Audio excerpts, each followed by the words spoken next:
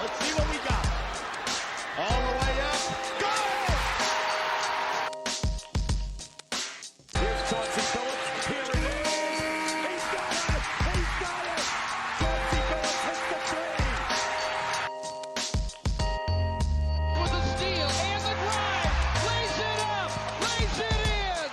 Count that, baby. And a foul. Bonjour à toutes, bonjour à tous et bienvenue dans ce nouvel épisode des Chroniques de Motor City. Une nouvelle année commence et pour nous, une nouvelle saison pour le podcast.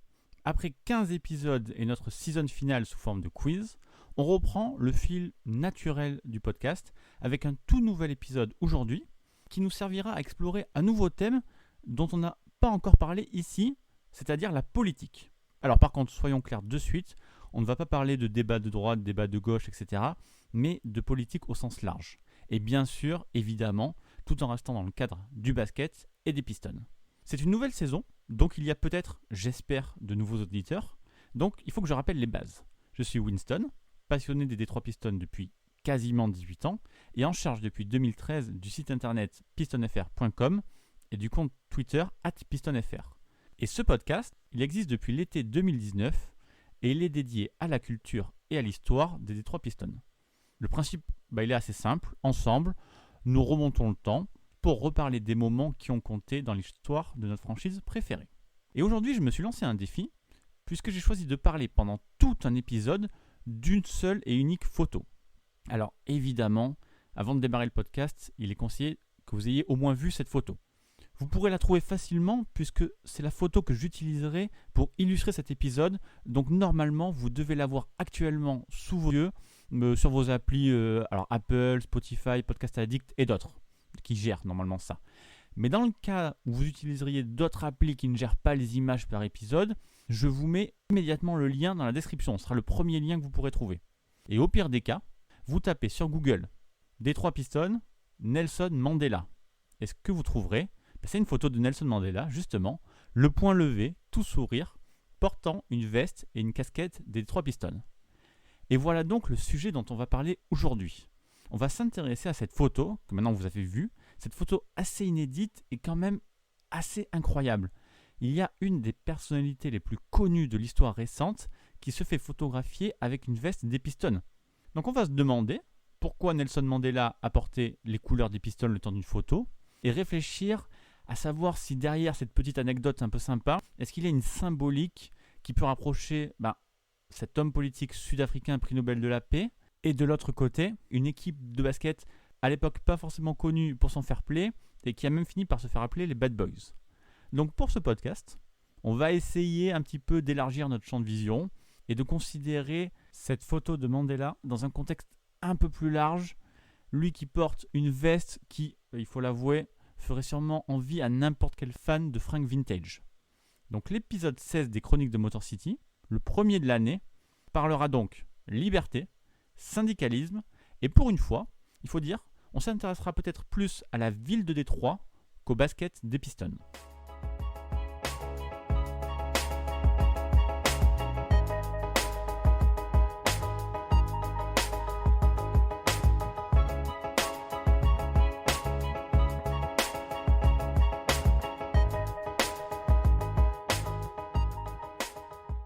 Commençons de suite par répondre à la question la plus évidente. Pourquoi Nelson Mandela a porté une veste et une casquette des Pistons ?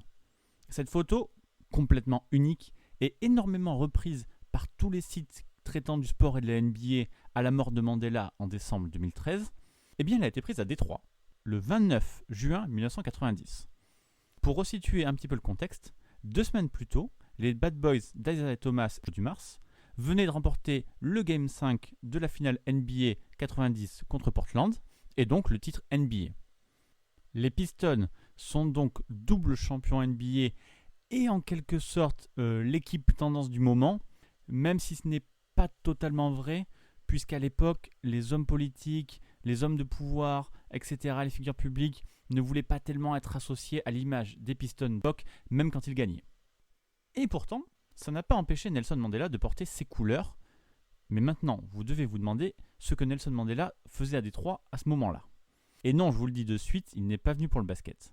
Mandela est venu en 90 dans la Motor City, c'est parce que cette ville était à l'époque le croisement parfait entre la lutte contre l'apartheid, le rêve américain, la force du mouvement syndical et quand même une grande équipe de basketball. Alors retour en arrière.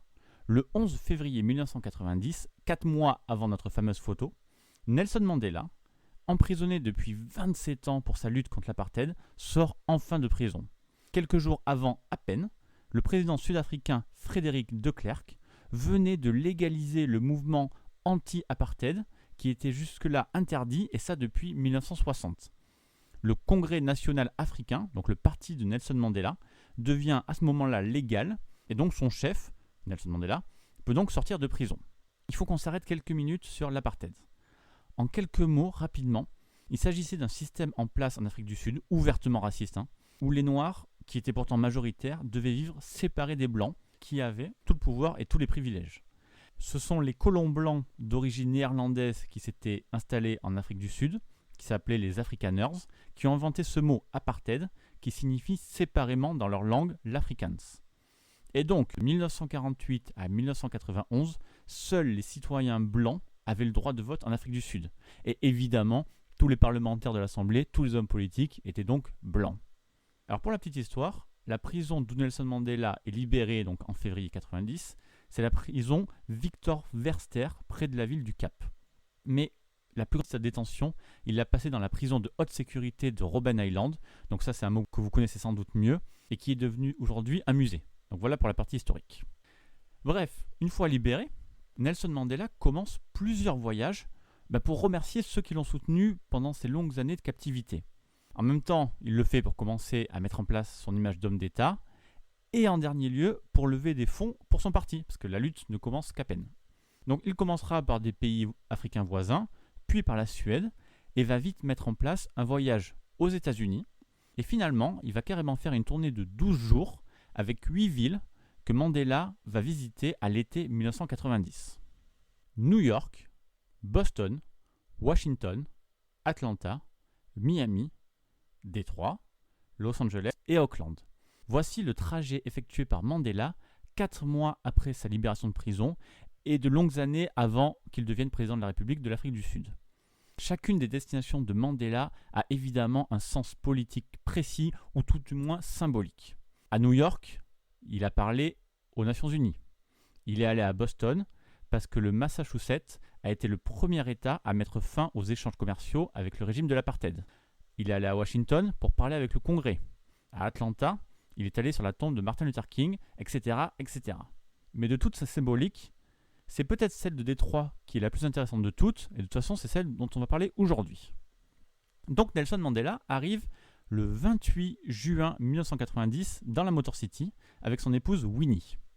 Pour l'accueillir, toutes les plus grandes personnalités de la ville évidemment sont là, avec en chef de file le maire Coleman Young, qui est le premier maire afro-américain de la ville de Détroit. Il y a des scientifiques, il y a des hommes d'affaires, il y a des artistes comme Stevie Wonder, et ce qui nous intéresse un peu plus à nous, il y a 2 joueurs des Pistons, 2 joueurs des Bad Boys, Isaiah Thomas et John Sally. Et d'ailleurs ce sont eux, évidemment, les 2 joueurs des Pistons, qui remettent à Mandela, au moment où il arrive, la tenue complète, veste plus casquette des Pistons, que Mandela portera le lendemain, le 29, quand la fameuse photo sera prise. On va maintenant s'intéresser un peu plus au programme de Mandela à Détroit. Donc sa première visite dans la ville concerne l'usine automobile Ford River Rouge, dans la banlieue de Dearborn.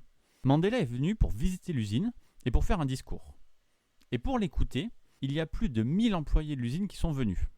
Donc un peu d'historique aussi là, il faut savoir que cette usine, l'usine Rouge, construite dans les années 1920 par Henry Ford, était l'une des premières usines au monde entièrement intégrée, capable de produire des voitures dans le même complexe. C'est là par exemple où a été fabriquée la fameuse Mustang de 1964.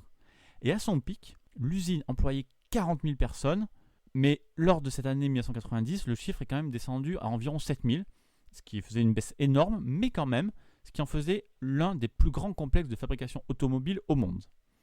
Mais surtout, l'usine Rouge est connue pour avoir vécu plusieurs des conflits syndicaux les plus importants de tous les États-Unis, comme par exemple le plus connu, la bataille de l'Overpass en 1937, Et pour ceux que ça intéresse, je vous mets le lien de l'histoire complète qui est très intéressante dans la description de ce podcast. Donc lors de sa prise de parole auprès des travailleurs de Rouge, Nelson Mandela les a désignés comme les hommes et les femmes responsables de la bonne santé de l'économie des États-Unis, et il a apprécié avoir le soutien total des travailleurs de ce pays. Et c'est là la principale raison de la venue de Nelson Mandela à Détroit, dans cette fameuse Motor City. Ici plus qu'ailleurs, l'homme politique sud-africain se donnait la possibilité de parler aux travailleurs, de les remercier pour leur soutien, et évidemment de continuer à faire appel à eux, histoire de maintenir la pression, comme le disait le slogan de Mandela pour ce voyage.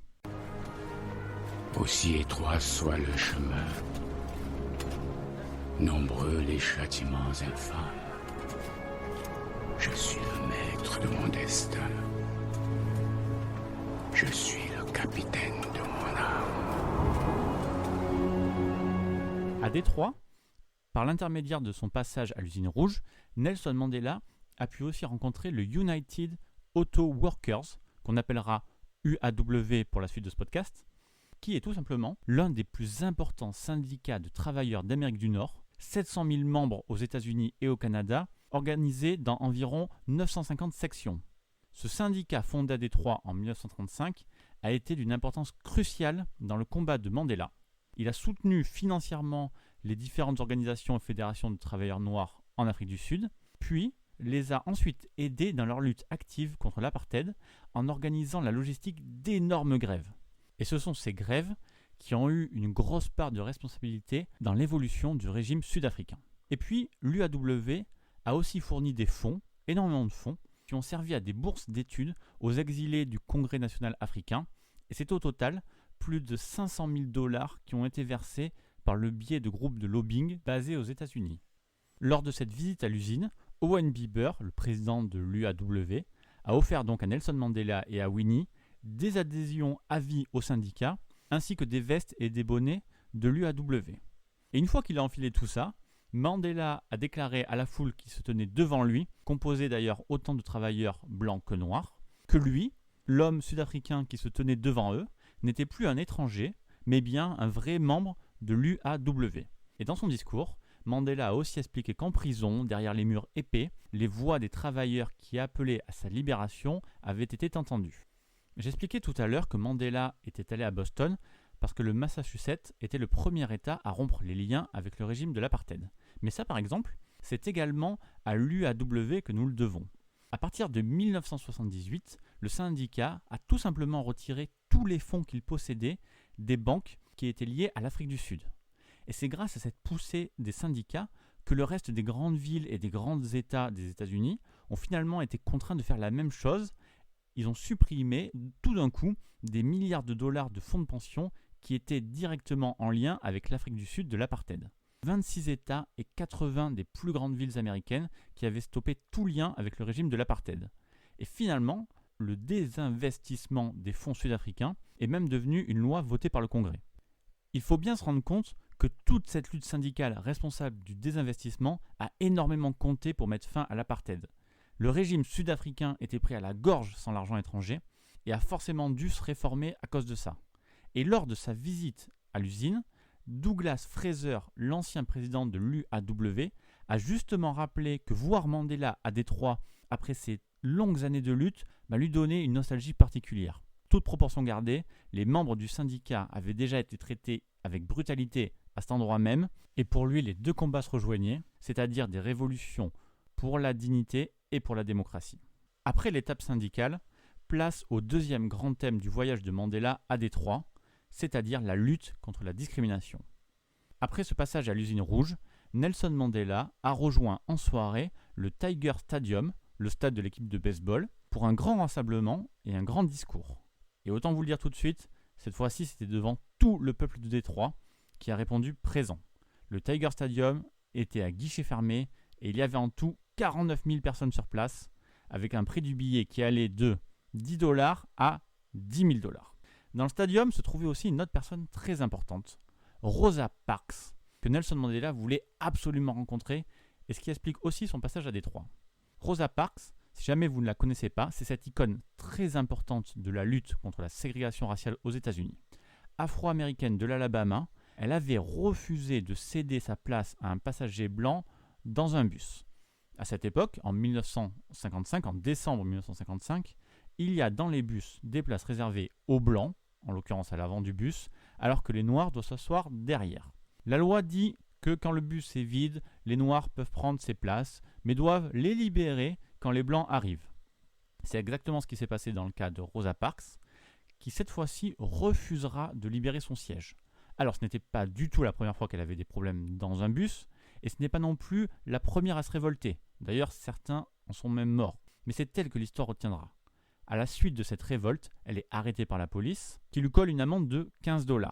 Rosa Parks fait appel de cette condamnation, et avec elle, c'est la communauté afro-américaine emmenée par le tout jeune Martin Luther King qui lance une campagne de protestation et de boycott contre la compagnie de bus. Pendant 381 jours, les Noirs, ainsi que les Blancs assez intelligents pour comprendre que les lois ségrégationnistes étaient racistes, ne prennent plus du tout le bus. Résultat, des dizaines et des dizaines de bus restent au dépôt, et finalement, en novembre 1956, près d'un an plus tard, la Cour suprême des États-Unis casse les lois ségrégationnistes dans les bus. Il y a clairement, dans la lutte de Rosa Parks, des similarités avec la lutte de Nelson Mandela, que ce soit les motivations, c'est-à-dire avoir les mêmes lois pour tous, et les actes, c'est-à-dire les grèves et les suppressions de fonds. Et un an après ce succès, Rosa Parks déménage à Détroit pour continuer à combattre les discriminations, et elle y restera d'ailleurs toute sa vie jusqu'à sa mort en octobre 2005.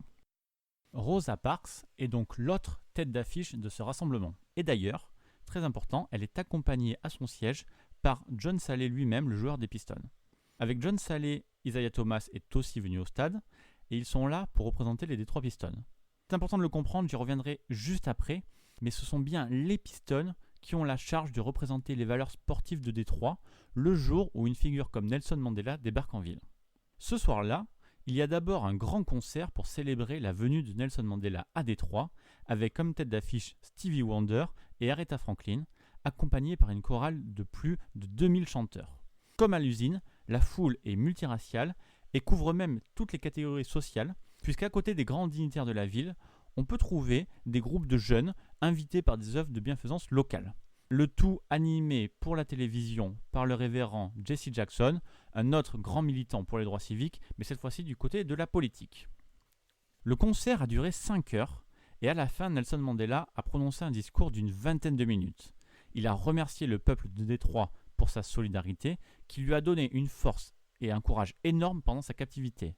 Mandela a encore rappelé l'importance de ses liens avec les travailleurs de Détroit, mais il a aussi parlé de son amour pour la musique de la Motown qu'il écoutait en prison.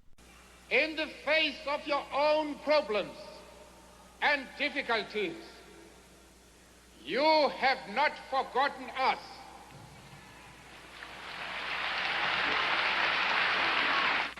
We will never forget you.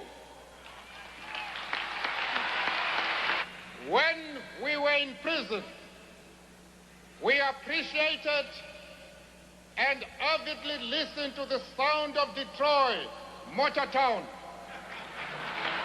On reaching Detroit, I recall some of the words of a song sung by Marvin Gaye, another famous Motown product. Le lendemain matin, avant de repartir, Nelson Mandela est allé marcher le long de la Detroit River. Il portait sa casquette des Detroit Pistons et la veste bleue qu'Isaiah Thomas et John Salley lui avaient donnée la veille. Et c'est là où on va enfin raccorder les wagons avec la culture des Pistons. Je sais qu'on n'en a pas beaucoup parlé pour l'instant. Le plus important dans cette fameuse photo de Nelson Mandela aux couleurs des Detroit Pistons, ce n'est pas forcément qu'il était supporter ou quoi que ce soit, bien sûr, c'est qu'en termes d'image, un personnage comme Mandela, qui prend le temps de visiter Détroit pour toutes les raisons que j'ai citées depuis le début de ce podcast, eh bien, il est OK pour porter une veste des Pistons, ce qui en dit long sur ce que l'équipe représente et sa fidélité à la ville. Dans l'histoire des Pistons, il y a eu 2 grandes époques et les 2 se sont conclues par un titre. Bien sûr, il y a les Bad Boys, champions 89 et 90, puis l'équipe de Ben Wallace, championne en 2004, dans une période surnommée Going to Work Era. Littéralement, ça veut dire l'équipe qui allait au boulot, qui mettait le bleu de chauffe à chaque match. On a assez souvent à l'esprit le mot col bleu pour parler de la ville de Détroit et de ses habitants. Et en gros, on considère que cette équipe doit jouer de la même façon. Et bien en fait, en 1990, quand Nelson Mandela porte cette veste des Pistons, c'est exactement ça. L'équipe des Pistons représente parfaitement la ville que Nelson Mandela est venu visiter. Pendant de longues années, les Bad Boys se sont construits dans la souffrance et l'équipe a mis le temps pour se mettre en place. Ils ont beaucoup perdu, beaucoup souffert, d'abord contre les Celtics, ensuite face au coup du destin, etc., avant d'enfin commencer à gagner. Alors, attention, soyons clairs, on ne parle pas de la même souffrance, là on est juste dans du sport. Mais si on parle d'image et de symbolique, on a clairement des connexions à faire entre cette équipe de basket et Nelson Mandela. Les Bad Boys resteront toujours dans les mémoires pour leur identité assumée et complètement conforme aux valeurs de la ville. Les Pistons des années 80 n'étaient pas du tout les plus beaux ni les plus forts, mais en se mettant à dominer les autres, par leur défense incroyable et par une éthique de travail jamais vue, ils ont complètement collé à l'identité de la ville et en ont fait la fierté. Il faut se souvenir aussi que les Pistons ont connu d'énormes années de galère depuis la fin des années 50, c'est-à-dire le déménagement à Détroit, et jusqu'à la fin des années 80. Pendant 30 ans, il ne s'est quasiment rien passé à part des défaites. Et du coup, cette résilience, cette combativité dont a su faire preuve la franchise et ses fans, ressemble pas mal en termes d'image à la lutte organisée des syndicalistes qui ont dû longtemps se battre pour exister et faire valoir leurs droits. Les Pistons sont devenus au fur et à mesure les Bad Boys grâce à leur défense, mais attention, oui, les Lambeer, Mahorn, Rodman étaient là pour se battre sur le terrain, mais la défense des Bad Boys était pensée, réfléchie, et le moindre conflit se réglait en interne pour qu'une fois sur le terrain, tout le monde tire dans le même sens. Et je pense que cette gestion, cette façon de travailler en groupe, cet état d'esprit pour atteindre un but, c'est la même, que ce soit pour les syndicats de l'UAW qui cherchaient à défendre les droits des travailleurs, pour le Conseil national sud-africain du temps où il luttait contre l'apartheid, ou pour les Pistons de Chuck Daly. Et puis que ce soit en 89 ou en 2004, il n'y avait pas jamais de superstar à Détroit pour supporter le fait de prendre toute la pression, toutes les responsabilités. À chaque match, les Pistons devaient jouer en équipe et tout le monde devait donner le meilleur s'il voulait avoir une chance de gagner. Des mecs comme Dennis Rodman ou Ben Wallace à deux époques différentes ont par exemple accepté le boulot de super role-player en se contentant de faire leur job sans demander plus. Ces grandes équipes des Pistons ont su rendre leurs supporters fiers. À l'époque où les Bad Boys étaient vus comme une équipe violente méchante, ça coïncidait aussi avec la conception que le reste des États-Unis se faisait de Détroit, c'est-à-dire une ville violente et laide. Sauf que ni les Bad Boys ni les gens de Détroit ne se considéraient comme ça et ils étaient unis dans cette même perception, ce même ressentiment. Et 15 ans après les Bad Boys, après un retour dans les bas-fonds pendant de longues années, les Pistons ont eu besoin de se remettre au boulot pour retrouver le succès et là encore, c'est le même schéma qui s'est répété.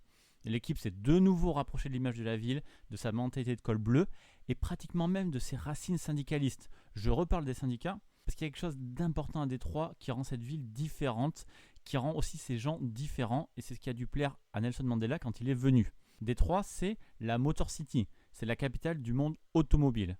Mais le succès des Ford, des Dodge, Chrysler et d'autres, ils le doivent entièrement au travail de la classe ouvrière de la ville. Contrairement à des villes comme New York ou Los Angeles par exemple, qui ont grandi sur le tourisme et le divertissement, Détroit a dû remplir les usines avec sa propre population, ses propres gens, d'où l'identité des cols bleus. Et même après coup, quand l'industrie automobile a commencé à décliner, ce sont aussi les vrais gens de Détroit, les vraies personnes qui ont dû se mettre encore au boulot pour reconstruire leur ville. Il leur fallait travailler plus que les autres, sans se ménager et avec des ressources limitées. Et je crois que c'est exactement comme ça qu'on pourrait décrire l'équipe de Larry Brown en 2004. Eux n'avaient pas 4 Hall of Famers sous la main comme les Lakers, ils n'avaient pas de superstars capables d'attirer la lumière, non, c'était juste des mecs revanchards, certains comme Ben Wallace non draftés même, qui se sont retroussés les manches pour aller bosser. Et donc du coup, je pense que vous comprenez mieux maintenant pourquoi les gars comme Ben Wallace, Chauncey Billups, Rip Hamilton, Rashid Wallace étaient vraiment aimés par les gens de la ville.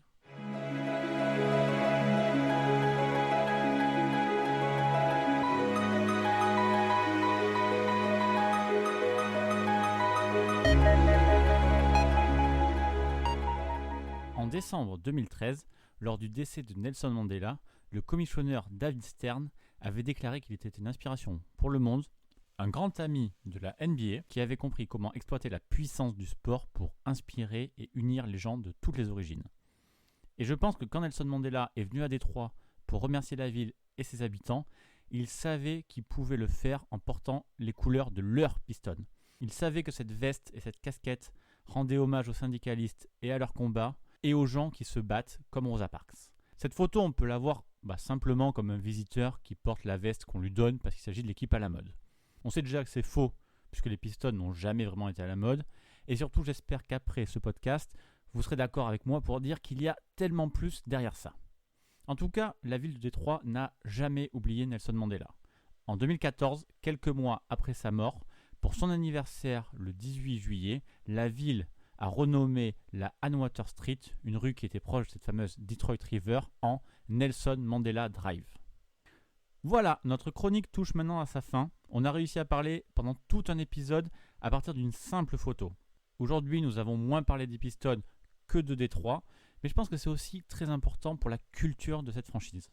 En tout cas, merci à vous d'avoir écouté jusqu'à la fin et de recommencer cette nouvelle année avec les chroniques de Motor City. Ce podcast et tous les autres, vous pouvez les retrouver sur les plateformes Apple Podcasts, Spotify, Google Podcasts et Deezer, ainsi que sur les agrégateurs de podcasts comme Podcast Addict sur Android. Et les premiers épisodes sont aussi à retrouver sur YouTube quand je les mets au fur et à mesure.